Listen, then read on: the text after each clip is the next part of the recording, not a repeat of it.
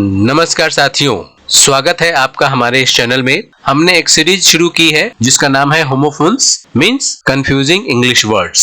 उस सीरीज का ये लगभग चौथा वीडियो है। इसके पहले हमने 3 वीडियोस बनाए हैं। आप सबसे रिक्वेस्ट है कि उन वीडियोस को भी देख लें ताकि आपको ज्यादा समझ में आएगा। लिंक मैंने डिस्क्रिप्शन में डाल दिया है और आई बटन में भी मैंने डाल दिया है। तो कंफ्यूजिंग वर्ड्स किसको बोलेंगे?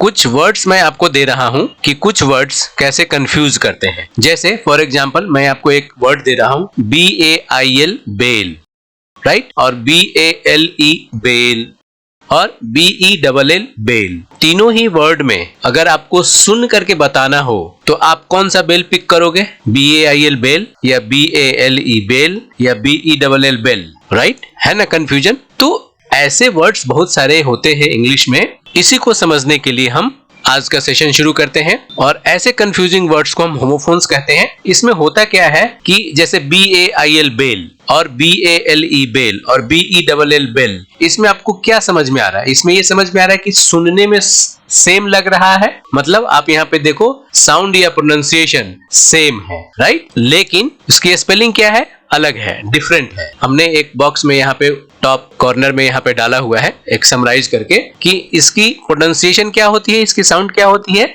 सेम होती है, बेल बेल बेल, लेकिन इसकी स्पेलिंग अलग होगी, इसकी मीनिंग अलग होगी, राइट। जैसे BAIL बेल, अब बेल का मतलब क्या होता है? बेल का मतलब होता है जमानत, राइट। तो आपको क्या समझ में आया? BAIL बेल और BALE बेल और BELL बेल, तीनों का प्रोनाउंसिएशन सेम है, सुनने में सेम है, लेकिन उसका स्पेलिंग अलग है और उसका मीनिंग अलग है। तो अब BAIL बेल, इसको सेंटेंस में यूज करके समझते हैं। जैसे Anand was released on bail, right, Anand को जमानत पर रिहा कर दिया गया। क्लियर, समझ में आ गई बात? तो इस बेल का मतलब समझ में आ गया। अब नेक्स्ट वर्ड है हमारा BALE बेल। इस बेल का मतलब क्या होता है? इस बेल का मतलब होता है गांठ या गठरी, राइट। तो इसको सेंटेंस में यूज करके समझते हैं। जैसे I bought 2 bales of cotton. I bought 2 bales of cotton. मैंने कपास की 2 गठरी खरीदी, राइट। तो अब आपको समझ में आ रहा है कि BAIL और BALE बेल सुनने में सेम है, लेकिन मीनिंग अलग हो गया, स्पेलिंग अलग हो गया। क्लियर? हमने उसको सेंटेंस में भी यूज करके देखा। नेक्स्ट वर्ड है BELL बेल। अब बेल का मतलब तो सबको समझ में आता होगा, इसका मतलब होता है घंटी, राइट। ये सिंपल सा वर्ड है, इसको सेंटेंस में यूज करेंगे। जैसे He rang the temple bell. उसने मंदिर की घंटी बजाई। तो अब आपको क्लियर हो गया, BAIL बेल, BALE बेल और BELL बेल, तीनों वर्ड का प्रोनाउंसिएशन सेम है, लेकिन स्पेलिंग अलग है, मीनिंग अलग है। क्लियर? नेक्स्ट वर्ड देखते हैं ब्राइडल, और इससे मिलता जुलता वर्ड क्या है? ब्राइडल। अब दोनों का स्पेलिंग क्या हो गया? डिफरेंट है, लेकिन प्रोनाउंसिएशन दोनों का सेम है, ब्राइडल ब्राइडल, सेम बोल रहे हैं। तो आप कौन सा पिक करोगे? BRIDAL पिक करोगे या BRIDLE पिक करोगे? है ना कंफ्यूजन? तो इसी को समझते हैं और इस समस्या को दूर करते हैं। जैसे BRIDAL ब्राइडल, इसका मतलब क्या होता है? दुल्हन संबंधी। जैसे ब्राइड का मतलब होता है दुल्हन, तो ब्राइडल का मतलब हो गया दुल्हन से रिलेटेड। इसको सेंटेंस में यूज करके देखते हैं। It is my bridal ring. इसका क्या मतलब हुआ? कि यह मेरी दुल्हन की अंगूठी है। तो ये ब्राइडल से रिलेटेड हो गया। अब दूसरा वर्ड है ब्राइडल, BRIDLE। इसका मतलब क्या होता है? लगाम। ओके, लगाम कहाँ हो सकता है? जैसे घोड़े की लगाम होती है, आपने सुना होगा। तो यहाँ पे ब्राइडल का मतलब समझ में आ गया। अब इसको सेंटेंस में यूज करके देखते हैं। He bought a bridle for his horse. Right, उसने अपने घोड़े के लिए लगाम खरीदी। तो घोड़े पे बैठते हैं और लगाम कसते हैं, तो उसको हम क्या बोलेंगे? ब्राइडल। उसका स्पेलिंग क्या होगा? BRIDLE bridal, right. समझ में आ गया? तो ये अब कंफ्यूजन दूर हो गया, लेकिन ऐसे वर्ड्स को हम होमोफोन्स कहते हैं। क्लियर? नेक्स्ट वर्ड देखते हैं ब्रेक, BRAKE ब्रेक, और दूसरा वर्ड है ब्रेक, BREAK। अब आप लोगों को ये कंफ्यूजन क्रिएट हो गया, ब्रेक ब्रेक। अब कौन सा ब्रेक यूज करेंगे? मीनिंग दोनों का मालूम होगा, लेकिन कहां पे यूज करना है ये नहीं मालूम, और कैसे यूज करना है कंफ्यूजन रहता है। BRAKE के जगह पे आप BREAK यूज करते होंगे, राइट, जो गलत है। BRAKE ब्रेक, इसका मतलब होता है रोक, रोकना, ब्रेक लगाना। जैसे साइकिल में ब्रेक लगाते हैं, मोटरसाइकिल में ब्रेक लगाते हैं, या किसी गाड़ी में हम ब्रेक लगाते हैं उसको बोलते हैं BRAKE, ब्रेक मतलब रोकना। इसको सेंटेंस में यूज करते हैं जैसे my cycle has no brakes, मतलब मेरी साइकिल में ब्रेक नहीं है। ठीक है, तो बिल्कुल समझ में आ गया। अब आपको क्लियर हो गया कि आपको जब रोकने के स्थिति में ब्रेक यूज करना है तो उसका स्पेलिंग क्या होगा, BRAKE, ब्रेक। राइट, अब दूसरे वर्ड की बात करते हैं, BREAK, ब्रेक। इसका क्या मतलब होता है, इसका मतलब होता है तोड़ना। उसने मेरा प्लेट तोड़ दिया, उसने मेरा मोबाइल तोड़ दिया। राइट, तो वैसे सेंस में आप ब्रेक यूज करोगे तो उसका स्पेलिंग क्या होगा, BREAK, ब्रेक का मतलब हो गया यहाँ पे तोड़ना। अब इसको सेंटेंस में यूज करते हैं जैसे डोंट ब्रेक माई डॉल, मेरी गुड़िया मत तोड़ो, या don't break my plate, don't break my phone, मेरा फोन मत तोड़ो। क्लियर। अब दोनों ही वर्ड ब्रेक और ब्रेक का मतलब समझ में आ गया, कंफ्यूजन दूर हो गया होगा।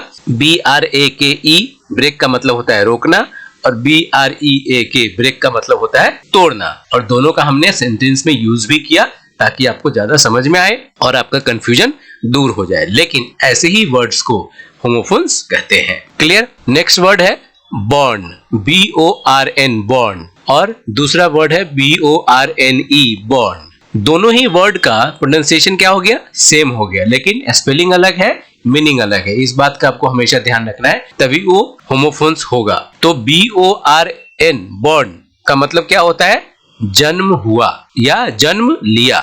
इसको सेंटेंस में यूज करते हैं जैसे I was born in Delhi, मेरा जन्म दिल्ली में हुआ था। तो बॉर्न का मतलब समझ में आ गया। अब दूसरा वर्ड है BORNE, बॉर्न। इसका मतलब होता है सहन किया, इसका मतलब जन्म लेना नहीं होता है। समझ में आ रही बात। तो ये BORN, बॉर्न का मतलब जन्म हुआ, और BORNE, बॉर्न का मतलब सहन किया, बर्दाश्त किया किसी तकलीफ को। राइट, इसको सेंटेंस में यूज करते हैं जैसे he has borne many difficulties in his life, उन्होंने अपने जीवन में कई मुश्किलें सहन की है। राइट, तो ये समझ में आ गया कि बॉर्न और बॉर्न का यूज कैसे करना है। दोनों कंफ्यूज करने वाले वर्ड हैं, दोनों का प्रोनाउंसिएशन सेम है लेकिन स्पेलिंग और मीनिंग अलग अलग है। अब एक इंटरेस्टिंग बात बताता हूं कि ये जो बॉर्न है, BORN, बॉर्न, ये क्या है, ये पास्ट पार्टिसिपल है बियर का। राइट, और ये पास्ट पार्टिसिपल का मतलब वर्ब का तीसरा रूप। राइट, उसी तरीके से BORNE, बॉर्न, ये क्या हो गया, ये भी पास्ट पार्टिसिपल ऑफ बियर, ये भी V3 है। दोनों ही वर्ड बेयर का पास्ट पार्टिसिपल है लेकिन मीनिंग अलग हो गया। ये भी V3 है, ये भी V3 है, वर्ब का तीसरा रूप है। तो इसको और डिटेल से समझने के लिए मैं थोड़ा आपको चाहूंगा कि मैं इसके बारे में थोड़ी जानकारी आपको दूं। तो मैं आपको ले चलता हूं अगले स्लाइड में।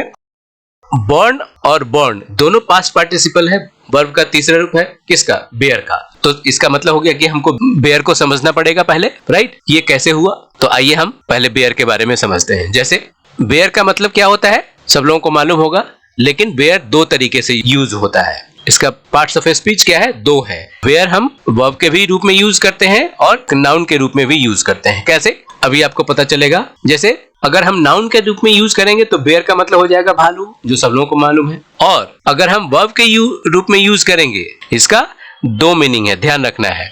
जैसे पहला मीनिंग है टॉलरेट करना, बर्दाश्त करना, सहन करना, जो अभी मैंने आपको बताया था। और दूसरा मीनिंग है इसका गिव बर्थ टू, जन्म देना। अब आपको समझ में आ रहा होगा थोड़ा बहुत। अब मैं इसके मीनिंग तो बता दिया, लेकिन अब इसके फॉर्म्स के बारे में बात करता हूं। जो वर्ब के तीनों फॉर्म होते हैं उसके बारे में बात करता हूं। जैसे अब वो वर्ब का तीनों रूप क्या हो सकता है, V1 में बेयर तो होगा ही, V2 में क्या हो जाएगा, बोर, BORE, बोर, और V3 में क्या हो जाएगा, BORNE, बॉर्न, और BORN, बॉर्न। हमने पिछले स्लाइड में यही तो बात किया था कि BORNE, बॉर्न, और BORN, बॉर्न, ये बेयर का पास्ट पार्टिसिपल फॉर्मेट है, वर्ब का तीसरा रूप है। राइट, तो इसका मतलब ये हुआ कि आपको बॉर्न, BORNE और BORN, बॉर्न का यूज अलग अलग सेंस में उसको यूज करना है। तो अब हम ये समझते हैं कि BORNE, बॉर्न, और BORN, बॉर्न का यूज कब कब होगा, कब कब करेंगे और कैसे होगा, उसके क्या कोई रूल रेगुलेशंस हैं। तो मैं अभी आपको अगले स्लाइड पे लेके चलता हूं। जैसे तो अभी हमने बात किया वर्ब का तीसरा रूप, पास्ट पार्टिसिपल, बॉर्न और बॉर्न। Right, okay. तो अब इसको समझते हैं कि कहाँ पे किसको यूज करेंगे। जैसे फॉर एग्जांपल अगर BORN बॉर्न यूज करना है तो ये तो हम सबको अभी हमने आपको बताया कि ये वर्ब का तीसरा रूप है, पास्ट पार्टिसिपल है किसका, बेयर का। और ये कब यूज होगा, जब बर्थ का सेंस जब आएगा, किसी को जन्म देने की बात का सेंस आएगा, तब हम वहां पे BORN बॉर्न यूज करेंगे। क्लियर। और ये बॉर्न एडजेक्टिव के रूप में भी यूज होता है।